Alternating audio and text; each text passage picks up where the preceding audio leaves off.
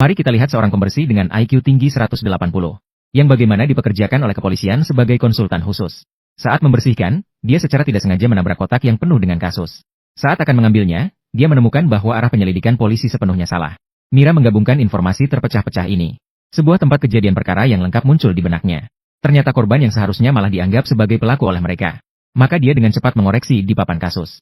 Dia melakukan kebaikan tanpa mengharapkan nama. Namun keesokan harinya, detektif melihat catatan di papan kasus dan marah besar. Kasus pembunuhan bukanlah hal yang bisa dianggap remeh. Siapa sebenarnya yang mencoret-coret papan kasus? Anggota kepolisian yang hadir menjadi terdiam.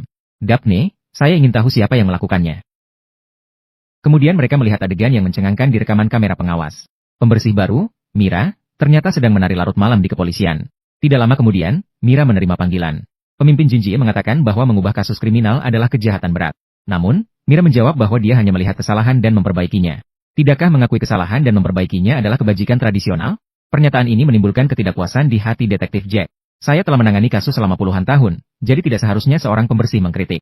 Namun, Jinji justru memintanya untuk menyampaikan pendapatnya. Mira pun tidak lagi menyembunyikan kemampuannya. Dia menunjuk mayat dan mengatakan bahwa istrinya tidak mungkin menjadi pelaku. Dari penataan furnitur dan susunan barang-barang mereka, posisi dan warnanya sangat sempurna. Jelas sekali bahwa pemilik rumah memiliki obsesi kebersihan. Namun, ketika pihak kepolisian terlibat, ada sebuah gorden yang ternyata kehilangan satu tali pengikat. Ini tentu tidak dapat diterima bagi pemilik rumah yang perfeksionis.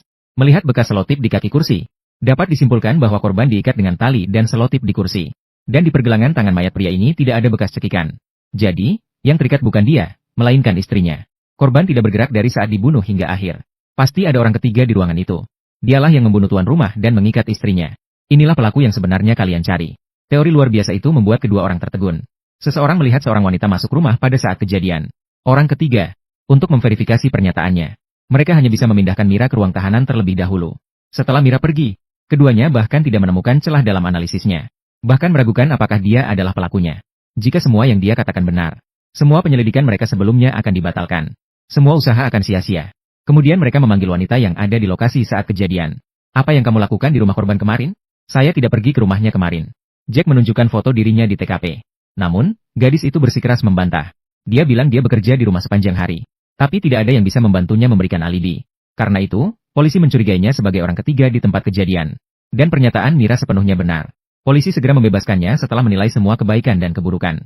Namun saat dia pergi, dia hanya melirik ke komputer. Dan dia menyadari bahwa gadis itu bukan pelakunya. Karena itu sebenarnya bukan video dari kemarin. Petunjuk yang sulit dikumpulkan itu sekali lagi dibantah. Jinji bertanya bagaimana dia bisa mengetahui hal itu. Mira menjelaskan bahwa angin yang bertiup dalam video itu adalah angin selatan. Sementara itu, selama sebulan terakhir, yang bertiup adalah angin utara. Bagaimana kamu tahu angin bertiup ke arah mana? Apakah kamu benar-benar memperhatikan video itu? Dia bilang di belakang gadis itu ada sebuah gereja. Dan gereja biasanya menghadap ke timur. Desain seperti itu sudah ada sejak abad ke-8. Keuntungannya adalah saat matahari terbit. Cahaya matahari yang masuk membuatnya tampak lebih seperti Tuhan. Dan dengan melihat daun yang bergerak, bisa dipastikan bahwa angin di video itu adalah angin selatan. Mengenai angin yang berhembus saat kejadian kemarin. Siapapun yang memiliki mata seharusnya melihat ramalan cuaca. Apakah kalian tidak bisa melihat jebakan yang begitu jelas ini? Para polisi terlihat bingung. Jinji segera mengejarnya. Bertanya bagaimana dia bisa melakukannya. Mira menjelaskan bahwa IQ-nya yang tinggi membuat otaknya bekerja sangat cepat. Dia sering tidak bisa tidur dan akan menonton beberapa drama misteri. Semua pengetahuannya berasal dari situ. Dan itulah alasan dia tidak bisa berkomunikasi dengan orang biasa. Sehingga dia memilih menjadi seorang pembersih untuk bertahan hidup. Wah, luar biasa. Bukankah ini pekerjaan yang tidak sesuai kemampuan? Jinji segera mengusulkan untuk membantu kepolisian. Masalah sosial akan saya selesaikan. Pasti akan menghasilkan lebih banyak daripada menjadi pembersih. Mira yang harus menghidupi 3 anaknya mengungkapkan bisa mencoba. Sebagai hari pertama bekerja 5. Dia mulai mengkritik kemampuan mereka dalam menangani kasus. Adik perempuan korban adalah yang paling dicurigai di sini. Namun, kepolisian menganggapnya sebagai orang yang tidak penting. Semua orang belum sadar. Tiba-tiba dia dibawa untuk menemui adik perempuan korban, Sophia. Begitu masuk, Mira langsung mulai menggeledah ke sana kemari. Dengan cepat, dia memastikan bahwa Sophia memiliki kecurigaan besar untuk melakukan kejahatan. Jack bahkan belum selesai memperkenalkan dirinya ketika dia diberitahu untuk mundur. Dan diberitahu untuk kembali dalam 1 jam. Ini membuat detektif senior ini merasa sangat canggung. Dia ingin melihat kemampuan apa yang dimiliki wanita ini. 1 jam kemudian, Mira datang kepada Jack dengan sebuah surat. Ternyata dia baru saja menyamar sebagai pembersih dan menyusup ke perusahaan Sophia. Dia menemukan sebuah surat dari berangkasnya. Surat itu mencatat dendam antara dia dan korban. Dengan cara ini, ada motivasi untuk melakukan kejahatan. Jack semakin mendengarkannya, semakin merasa cemas. Wanita ini sangat pintar. Apakah dia tidak tahu tentang pengambilan bukti ilegal? Hal ini sama sekali tidak akan diterima oleh pengadilan. Dia sekarang hanya ingin menjauh dari Mira sedikit, supaya tidak tersangkut dirinya sendiri. Meskipun begitu, dia tetap memanggil suami Sophia untuk memberikan keterangan. Tapi pria itu jelas berbohong. Dia bilang bahwa kami suami istri memiliki alibi. Pada hari kejadian, mereka berdua sedang berlibur di Fontana. Mira langsung bisa melihat bahwa dia berbohong. Pria itu mengenakan pakaian custom mewah. Jelas dia adalah seorang elit dari masyarakat kelas atas. Orang seperti ini pasti tidak akan pergi ke taman hiburan murah seperti di Fontana. Kecuali dia memiliki kebiasaan khusus. Begitu ditanya kenapa dia pergi ke Fontana, pasti akan terbongkar kebohongannya. Tapi Mira belum bergabung dan tidak memiliki wewenang untuk melakukan interogasi. Anggota kepolisian juga tidak berniat untuk membantu. Dia hanya bisa mengetuk jendela dan berteriak keras. Tapi semuanya sudah terlambat. Dengan kedatangan pengacara pihak lain, mereka hanya bisa membiarkannya pergi. Mira sangat kecewa dengan hal ini. Tidak heran kalau efisiensi kepolisian sangat rendah. Apapun yang mengikuti prosedur hanya akan membuang waktu. Bekerja di tempat seperti ini lebih baik jadi tukang bersih saja. Maaf, saya tidak mau terlibat. Namun, tepat di hari berikutnya, Jack dengan berani mendatangi. Karena setelah semalaman berdiskusi, mereka menemukan bahwa apa yang Mira katakan. Melihat dia begitu serius, Mira memutuskan untuk berbuat baik sampai akhir. Mengajak mereka untuk melihat tempat kejadian perkara. Begitu masuk, mereka langsung mulai merekonstruksi keadaan saat kejadian. Saat itu, pasangan Sophia sedang bertengkar dengan keluarga korban. Kemudian, korban mengambil senjata untuk mengusir. Namun, suami Sophia merebut senjata dan membunuh balik. Dan pot bunga layu ini. Sebelumnya, dia pernah melihat selfie istri korban di foto. 3 hari yang lalu, pot bunga ini masih segar. Dan masa berbunga-bunga ini adalah 4 hingga 5 hari. Namun, di foto TKP, bunga-bunga ini sudah layu. Dan jika memikirkan profesi pasangan Sophia, satu bekerja di teknologi keamanan, yang satunya adalah ahli botani. Dan rumah ini dilengkapi dengan sistem pengendalian iklim tercanggih. Pasti pelaku menurunkan suhu di dalam ruangan, lalu menghangatkan ruangan kembali. Ini membuat pemeriksa medis tidak dapat menilai waktu kematian dengan benar. Kemudian menjebak semua ini pada wanita keturunan Tionghoa itu. Ini benar-benar sempurna. Mengenai mengapa tidak ada jejak istri korban. Seharusnya Sophia tidak tega untuk menyerang kakaknya. Ini juga menjelaskan mengapa mereka menggunakan Fontana sebagai alibi. Dari foto tersebut, keduanya sudah tinggal di sana sejak kecil. Jika sampai di sini Jack masih tidak mengerti, lebih baik ia mengundurkan diri saja. Maka polisi segera berangkat ke Fontana pada malam itu. Ternyata, mereka menemukan istri korban di sebuah rumah kayu. Pasangan Sophia juga ditangkap malam itu. Kasus ini pun mencapai kesimpulan. Jinji memberikan Mira sebuah surat penerimaan kerja. Merekrutnya sebagai konsultan khusus kepolisian. Namun, setelah mengalami prosedur mereka secara langsung, Mira yang terbiasa bebas tetap menolak. Jinji juga tidak merasa terkejut sama sekali. Bagaimanapun, pemikiran jenius seperti ini sulit mereka tangkap. Hanya memberitahunya bahwa posisi itu akan selalu tersedia. Jika ingin mengubah pikiran, bisa hubungi saya kapan saja. Namun, tepat di hari berikutnya, dalam obrolannya dengan putrinya, dia benar-benar mengubah pikirannya. Mira memiliki 3 anak. Namun, mereka tidak pernah melihat ayah mereka. Putrinya yang sedang dalam masa pemberontakan berkata bahwa ayah tidak menginginkan mereka. Mira menjelaskan bahwa pasti ada sesuatu yang terjadi padanya. Tidak bisa kembali untuk bertemu kami. Jangan lagi membohongi diri sendiri. Jika begitu, sebagai ibu, saya akan membantu kalian menemukan ayah kalian kembali. Dia melangkah dengan sepatu hak tinggi masuk ke kepolisian. Masuk dengan percaya diri ke kantor Jinji. Jika saya memberimu pekerjaan, kamu juga harus memberiku pekerjaan.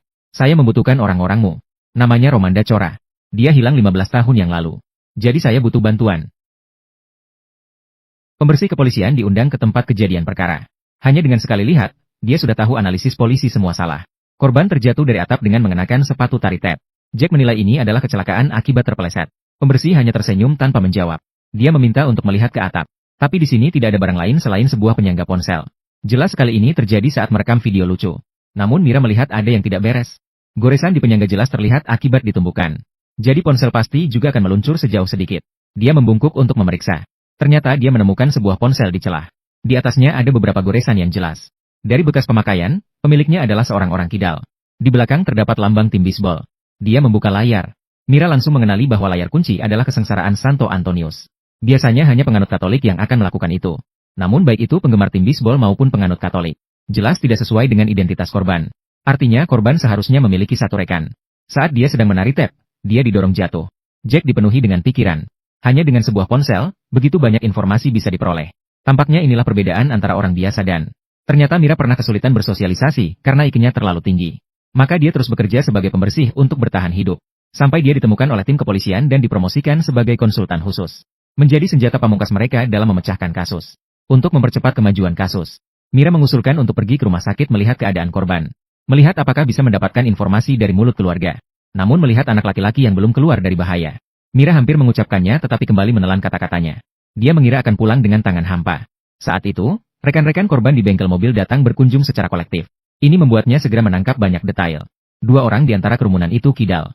Mira dengan cepat memastikan bahwa ponsel itu milik salah satu dari mereka. Ponsel itu miliknya. Yang mana? Yang tangan kirinya disandarkan di bahu ibu korban. Apakah kamu melihat tato di siku? Itu jelas jahitan bola baseball. Setelah memastikan tersangka, Jack segera membawanya untuk diinterogasi. Setelah mengetahui polisi menemukan ponselnya di tempat kejadian, Rowland baru kemudian mengatakan bahwa dia memang pergi ke atap dengan korban tadi malam. Sebenarnya kita berencana untuk menari tap bersama. Tapi saat berlatih, tiba-tiba ada bayangan hitam yang datang.